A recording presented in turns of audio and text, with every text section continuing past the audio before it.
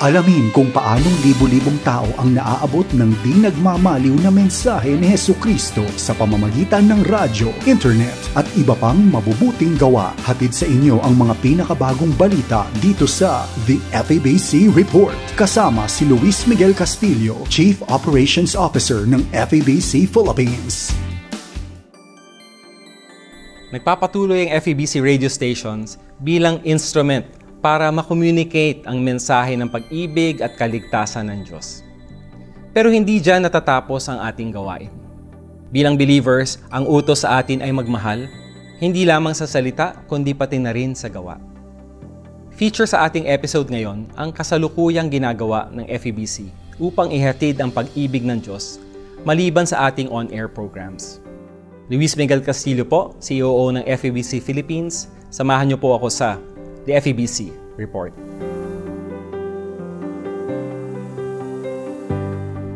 Memorable ang anniversary ng 1197 DXFE, The Good News Radio sa Davao.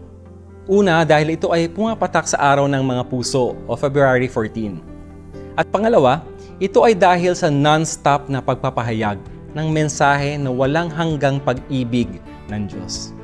Sa pamamagitan ng social media at online streaming, naaabot na rin ngayon ng DXFE ang ating mga kababayan sa ibang bansa.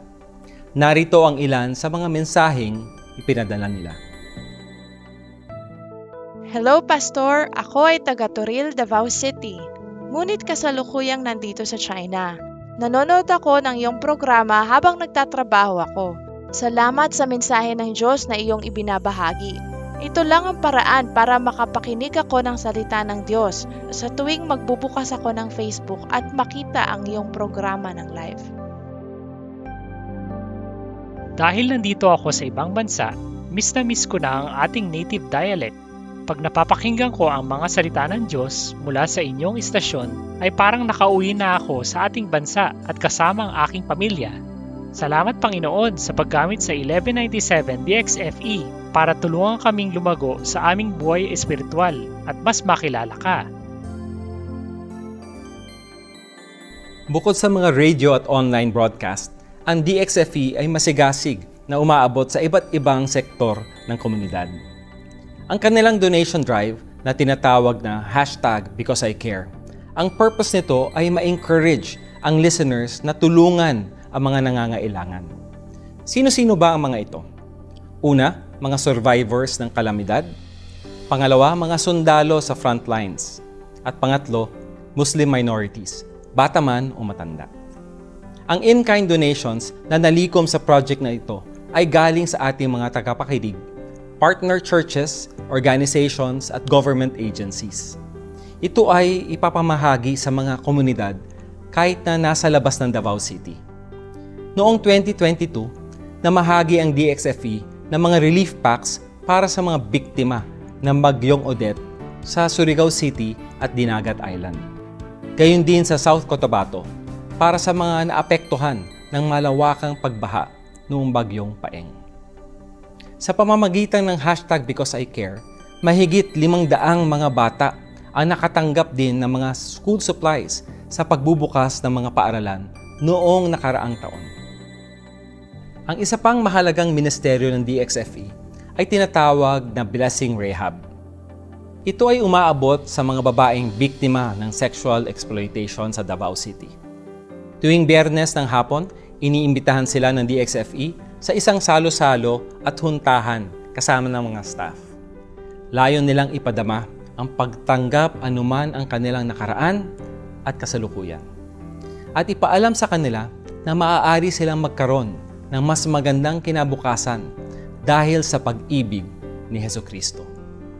Noong 2019, nagsagawa ang DXFE ng mga libreng training para bigyan sila ng mapagkakakitaan tulad ng pananahi at paggawa ng tosino. Ito ay nakapagbibigay pag-asa sa mga kababaihan na mapabuti ang kanilang kalagayan. Dahil dito, ang ilan sa kanila ay tumalikod na sa kanilang dating trabaho at nagkaroon ng bagong buhay kay Kristo. Ilan lamang ito sa maraming paraan na ginagamit ng Panginoon ang DXFE Davao upang ihatid ang pag-ibig ni Hesukristo sa ating mga kababayan. Ang lahat ng mga bagay na ito ay naganap hindi sa pamamagitan ng ating sariling lakas, kung hindi sa biyaya at kapangyarihan ng Diyos. Siya ang tumutulong sa atin habang sinusunod natin ang kanyang utos na ibigin ang isa't isa sa gawa. Sa pagdiriwang ng 51st anniversary ng DXFE, nais namin kayong anyayahan para sa Anniversary Open House.